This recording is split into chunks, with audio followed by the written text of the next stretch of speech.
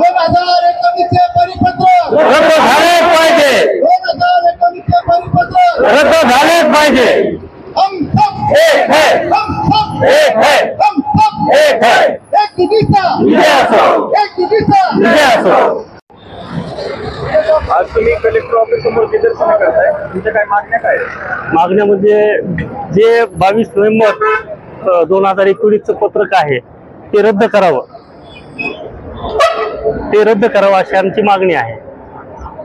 याच्यापूर्वी 2019ला आम्ही नागपूरला, मुंबईला या ठिकाणी याच परिपत्रक रद्द करण्याबाबत आंदोलन केलं होतं, त्याला स्थगिती मिळाली होती आणि तेच परिपत्रक सहसंचालक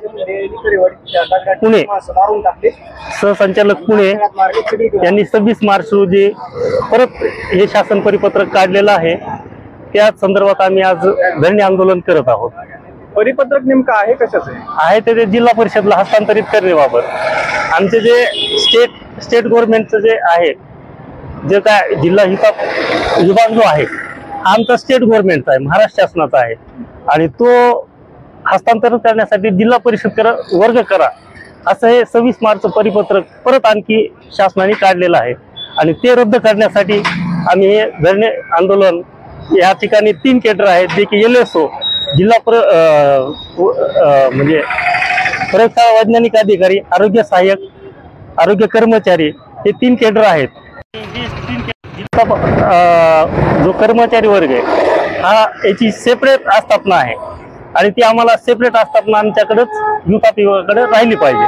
प्रशासनाने जर काही मागणी मान्यच केली नाही तर पुढचं पाऊल काय असेल? पुढची आमची दिशा अशी, आता महाराष्ट्रभर जे काही जिल्हा विभाग आहे 9 तारखेपासून हे तीव्र आंदोलन महाराष्ट्रामध्ये होत आहे आणि आमचं आज आपण हे धरणे आंदोलन कार्यक्रम केलेला आहे आजपासून आणि जर आम्हाला हे परिपत्रक रद्द नाही झालं तर आमची पुढील दिशा जी आहे ते सहसंचालक पुणे येरवडा 6 या ठिकाणी आमचं मुख्य कार्यालय आहे आणि त्या ठिकाणी आम्ही धरणे आंदोलन करणार आहोत।